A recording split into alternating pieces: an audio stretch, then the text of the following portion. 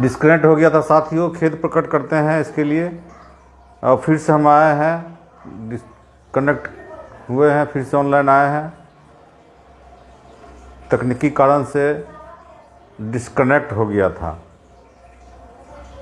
फिर दोबारा इस पार्ट 2 में हम आप सबका हार्दिक स्वागत करते हैं इस social media platform Facebook live में।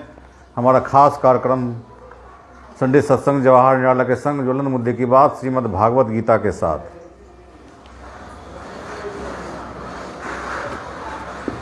इसमें श्रीमद् भागवत गीता के बारे में संक्षेप में तो बता दिए। अब इसकी जो हमारा श्रीमद् भागवत गीता है अध्याय 13वां चल रहा है। इस अध्याय 13वां से हम शुरू करेंगे और जहाँ तक होगा वहाँ तक पढ़ के इसको ख़त्म करेंगे, क्योंकि बहुत ही ज्ञान की खजाना जो हमारा है आत्म प्रेरणादायक। लोकसभा चुनाव की रणभेड़ी बज चुकी है और हम आपको 13वां अध्याय का 6-7वां श्लोक सुनाते हैं।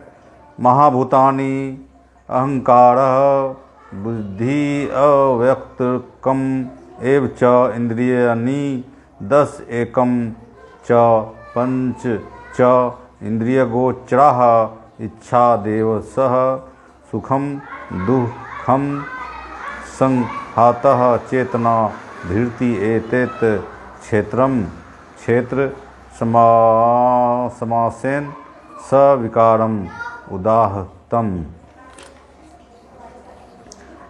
पंच महाभूत अहंकार बुद्धि अव्यक्त तीनों गुणों की अपकट अवस्था, रसों इंद्रियों तथा मन 5 इंद्रिय विषय इच्छा द्वेष सुख दुख संघात जीवन लक्षण तथा धैर्य, इन सब को संक्षेप में कर्म का क्षेत्र तथा उसकी अंतः क्रियाएं विकार कहा जाता है।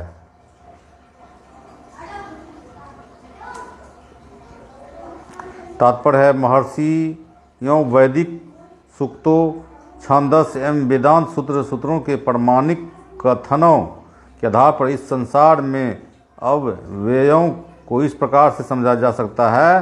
पहले तो पृथ्वी जल अग्नि वायु तथा आकाश में 5 महाभूत हैं, फिर अहंकार बुद्धि तथा तीनों गुणों की अव्यक्त अवस्था आती है। इसके पश्चात 5 ज्ञानेंद्रियां हैं, नेत्र कान नाक जीभ तथा त्वचा, फिर 5 कर्मेंद्रियां वाणी पाँव हाथ उद्दा तथा लिंग हैं। तब इन इंद्रियों के ऊपर मन होता है जो भीतर रहने के कारण अतः इंद्रियां कहा जा सकता है। इस प्रकार मन समेत कुल 11 इंद्रियां होती है। फिर इंद्रियों के 5 विषय हैं, गंध स्वाद रूप स्पर्श तथा ध्वनि। इस तरह इन 24 तत्वों का समूह कार्यक्षेत्र कहलाता है। यदि कोई इन 24 विषयों का विश्लेषण करे तो उसे कार्यक्षेत्र समझ में आ जाएगा। फिर इच्छा द्वेष सुख तथा दुख नाम अंतः क्रियाएँ विकार है जो स्थूल देह के 5 महाभूतों की अभिव्यक्तियाँ हैं। चेतन तथा धैर्य द्वारा प्रदर्शित जीवन के लक्षण सूक्ष्म शरीर अर्थात मन अहंकार तथा बुद्धि के प्राकट्य है। ये सूक्ष्म तत्व भी कर्म क्षेत्र में सम्मिलित रहते हैं। पंच महाभूत अहंकार को स्थूल अभिव्यक्ति है जो अहंकार को की मूल अवस्था को ही प्रदर्शित करती है। उसे भौतिकवादी बोध तथा तामस विधि कहा जाता है। यह और आगे प्रकृति के तीनों गुणों की अप्रकट अवस्था की सूचक है। प्रकृति के अव्यक्त गुणों को प्रधान कहा जाता है। जो व्यक्ति इन 24 तत्वों को उनके विकारों समेत जानना चाहता है उसे विस्तार के दर्शन का अध्ययन करना चाहिए। भगवत गीता का केवल सारांश दिया गया है। शरीर इन समस्त तत्वों की अभिव्यक्ति है। शरीर में 6 प्रकार के परिवर्तन होते हैं। यह उत्पन्न होता है, बढ़ता है, टिकता है, संतान उत्पन्न करता है और तब यह क्षीण होता है और अंत में समाप्त हो जाता है। अतएव क्षेत्र अस्थायी भौतिक वस्तु है, लेकिन क्षेत्र का ज्ञाता क्षत्रिय इससे भिन्न रहता है। अब 8वां 9वां 10वां श्लोक सुनिए। 8वां 9वां 10वां श्लोक एक साथ।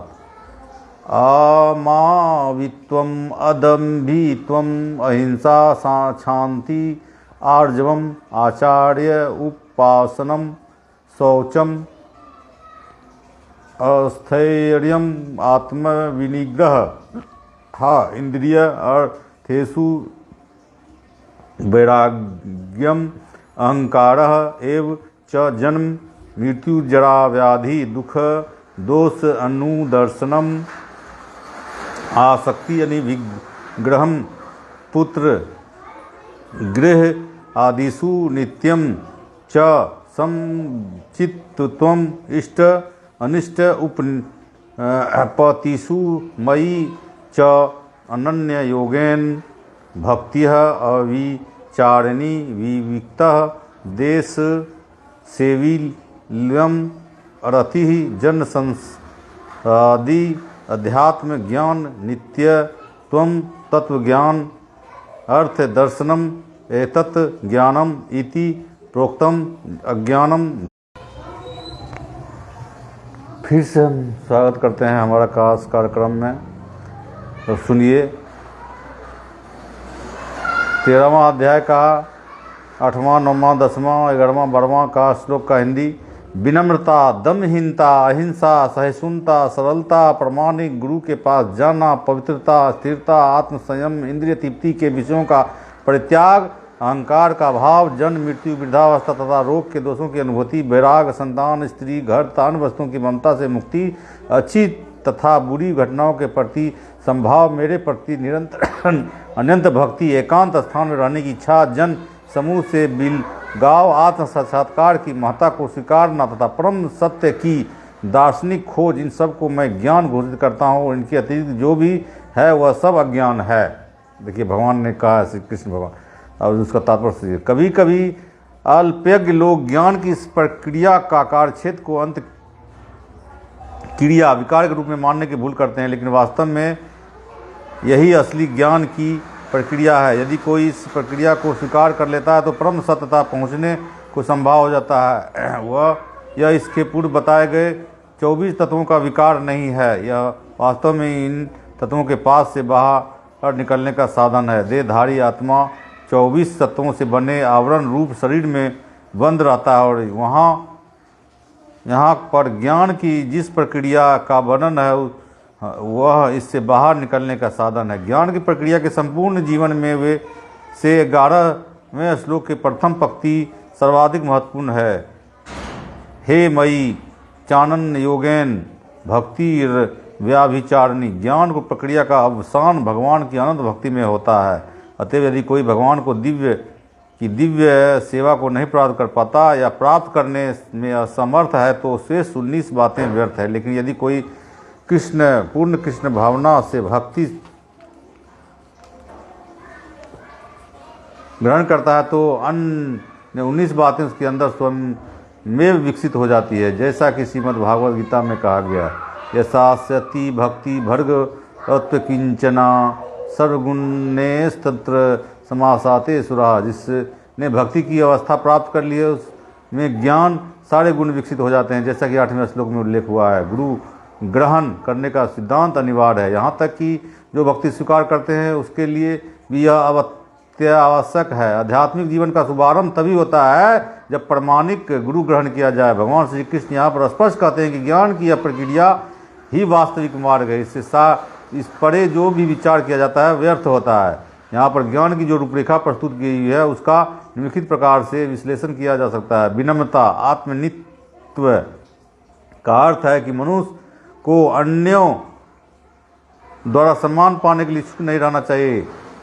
हम देहात्म बुद्धि के कारण अन्यों से सम्मान पाने के भूखे रहते हैं, लेकिन पूर्ण ज्ञान से युक्त व्यक्ति की दृष्टि में जो यह जानता है कि वह शरीर नहीं है, इस शरीर में संबंध कोई भी वस्तु सम्मान का अपमान व्यर्थ होता है। इस भौतिक छल के पीछे पीछे दौड़ने से कोई लाभ नहीं। लोग अपने धर्म में प्रसिद्ध चाहते हैं। अतएव यह देखा गया है कि कोई व्यक्ति धर्म के सिद्धांतों को जाने बिना ही ऐसे समुदाय में सम्मिलित हो जाता है जो वास्तव में धार्मिक सिद्धांतों का पालन नहीं करता और इस तरह का धार्मिक गुरुओं के रूप में अपना प्रचार करना चाहता है। यहाँ तक आध्यात्मिक ज्ञान में वास्तविक प्रगति की बात है। मनुष्य को चाहिए कि वह अपनी परीक्षा करे कि वह कहाँ तक उन्नति कर रहा है।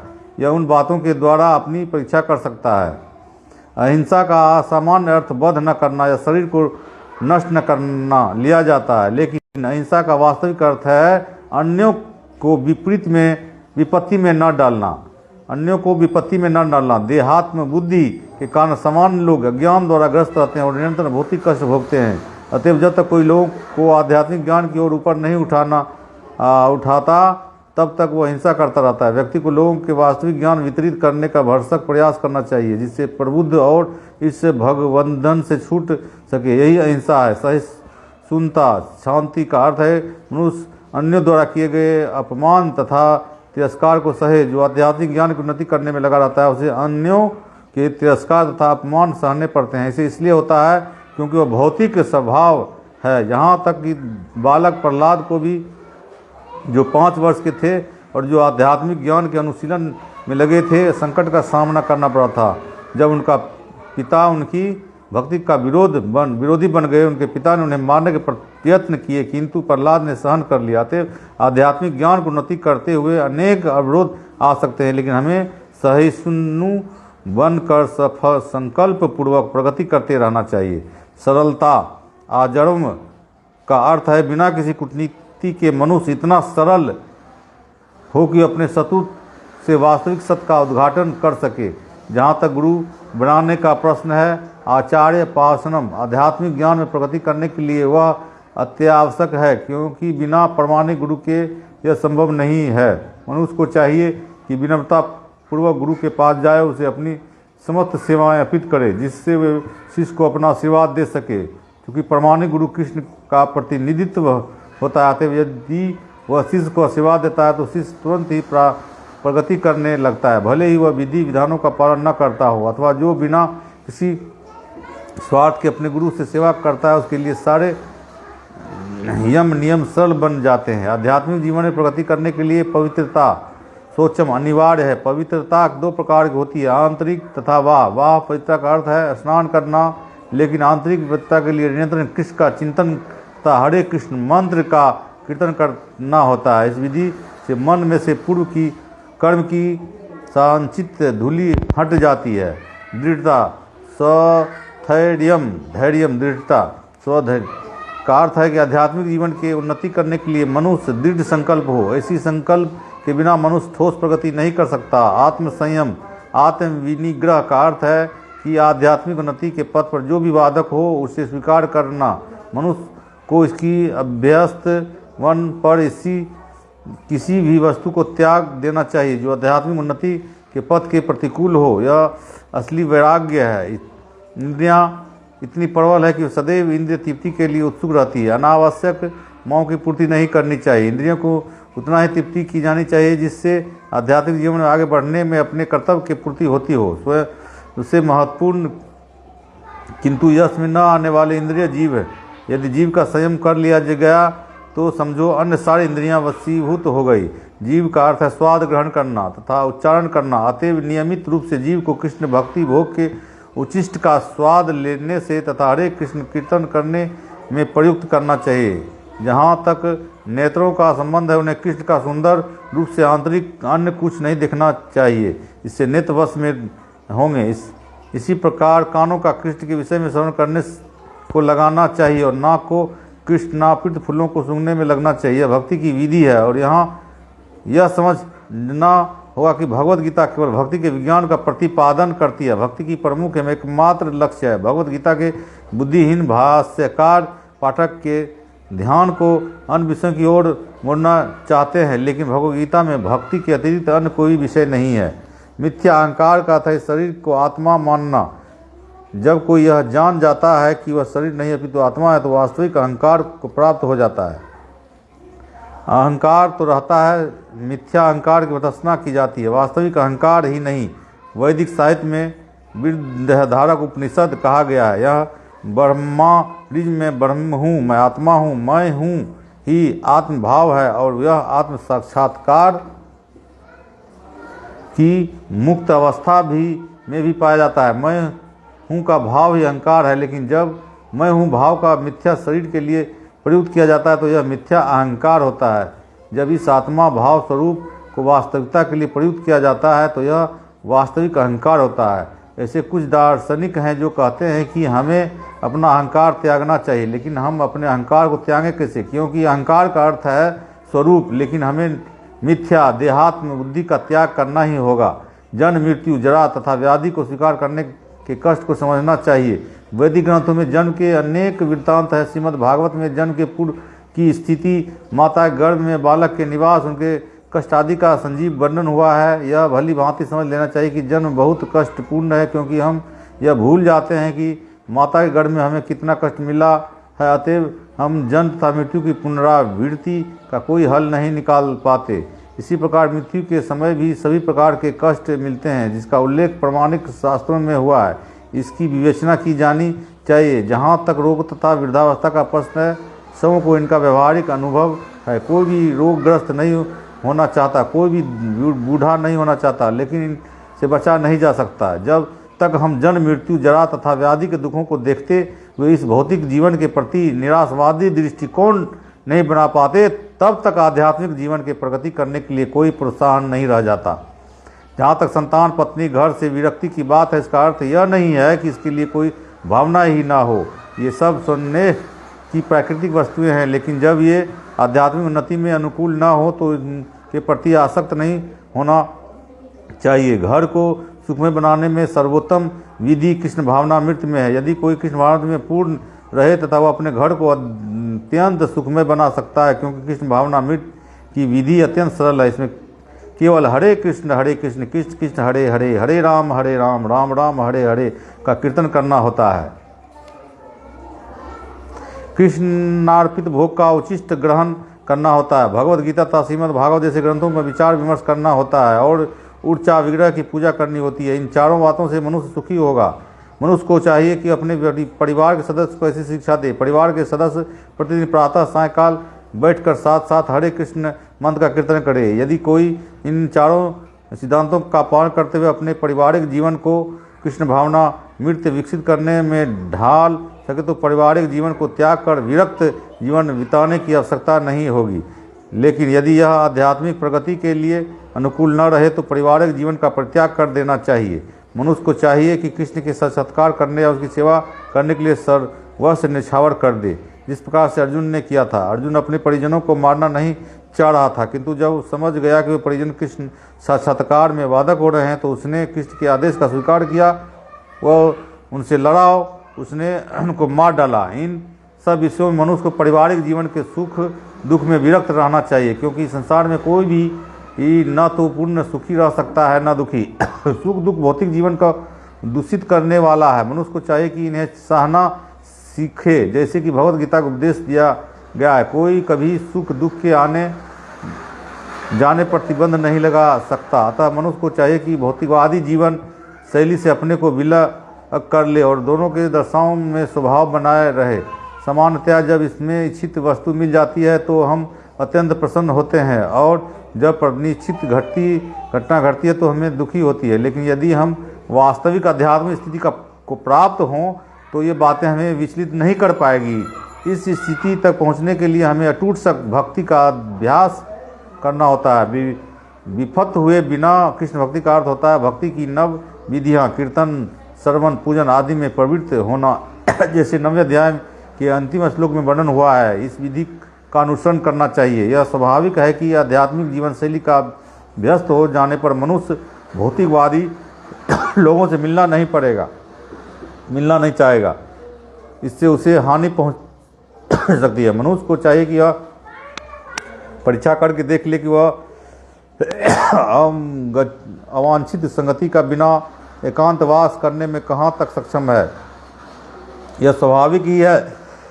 भक्त में व्यर्थ के खेल कूद या सिनेमा जाने या किसी सामाजिक उत्सव में सम्मिलित होने से कोई रुचि नहीं होती, क्योंकि यह जानता कि समय का व्यर्थ गंवाना है।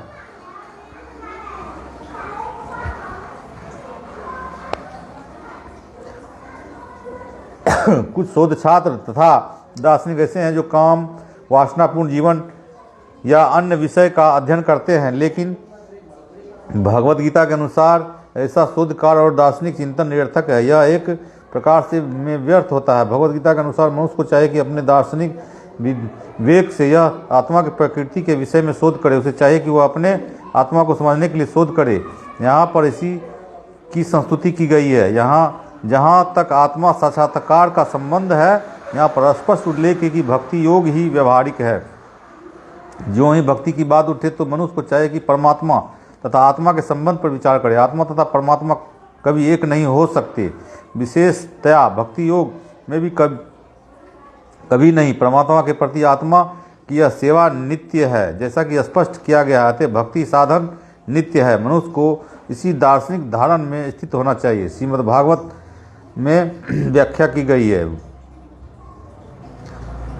हे वदन्ति तत्त्वविदस्तत्त्व यञ्चन्मद्वयम्, जो परम सत्य के वास्तविक ज्ञाता है वे जानते हैं कि आत्मा का साक्षात्कार 3 रूप में किया जाता है, ब्रह्म, परमात्मा तथा भगवान। परम सत्य के साक्षात्कार में भगवान प्रकाष्ठा होते हैं। अतः मनुष्य को चाहिए कि भगवान को समझने के पद तक पहुँचे और भगवान की भक्ति में लग जाएं। यही ज्ञान की पूर्णता है।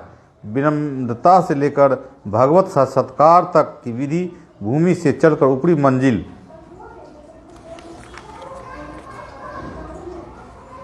तक पहुंचने के लिए सीढ़ी के समान है। इस सीढ़ी में कुछ लोग हैं जो अभी पहली सीढ़ी पर है, कुछ दूसरों पर तो कुछ तीसरों पर, किंतु जब तक मनुष्य ऊपरी मंजिल पर नहीं पहुंच जाता जो कृष्ण का ज्ञान है, तब तक यह ज्ञान की निरंतर अवस्था में ही रहता है। यदि कोई ईश्वर की बराबरी करते हुए आध्यात्मिक ज्ञान में प्रगति करना चाहता है तो उसका प्रयास विफल होगा। यह स्पष्ट कहा गया है कि विनम्रता के बिना ज्ञान संभव नहीं है। अपने को ईश्वर समझना सर्वाधिक गर्व है। यद्यपि जीव सदैव प्रकृति के कठोर नियम द्वारा ठुकराया जाता है, फिर वो अज्ञान के कारण सोचता है कि मैं ईश्वर हूँ। ज्ञान का शुभारंभ अमानित्व या विनम्रता से होता है। मनुष्य को विनम्र होना चाहिए। परमेश्वर के प्रति विद्रोह के कारण ही मनुष्य प्रकृति के अधीन हो जाता है। मनुष्य को इस सच्चाई को जानना और उससे विश्वस्त होना चाहिए।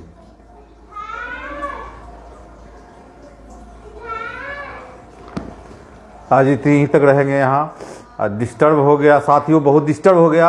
अब कहते हैं कि श्रीमद् भागवत पहले रामायण मेला लगाते थे। अब जानते होंगे साथियों, डॉक्टर राम मनोहर लोहिया जो समाजवाद के आज तक चिंतक जाने जाते हैं, समाजवाद राम मनोहर लोहिया जाना जाता है, और समाजवादी सोशलिस्ट सब इस समाजवादी नेता जो थे डॉक्टर राम मनोहर लोहिया, वो राहुल मृत्युंजय जी अभी जुड़े हैं।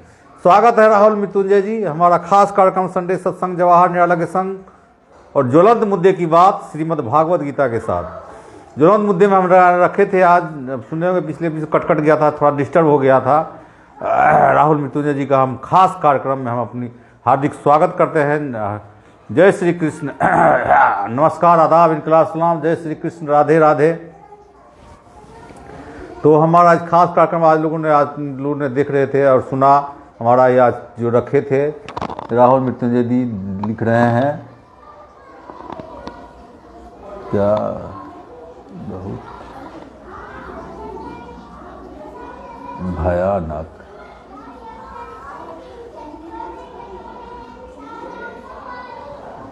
पंथवाद, धर्मवाद।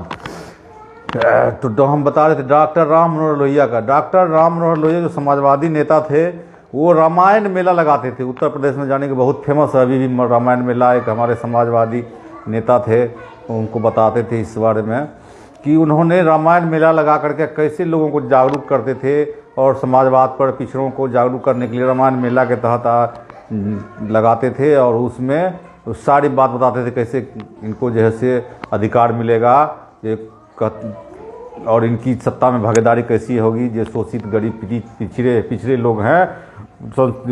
नारा देते थे, संसो पाने बानी गाढ़, पिछड़ा पावे 100 में 60। तो उसी को आगे बढ़ा करके हमारे बिहार लेनिन के नाम से विख्यात हुए जगदेव बाबू, उन्होंने नारा दिया था 100 में 90 शोषित है, 90 भाग हमारा है, धन धरती धन में बट कर रहेगा, 90 भाग हमारा बट कर रहेगा, 90 भाग हमारा है। उसी को डॉक्टर राम मनोहर लोहिया जी का, और जो बहुत ही मगध लेनिन के नाम से जाने जाते थे, और उन्होंने नारा दिया था जितना शोषित पीड़ित है सबके लिए नारा दिया था 100 में 90 शोषित है, 90 भाग हमारा है, धन धरती में 90 भाग लेके रहेंगे।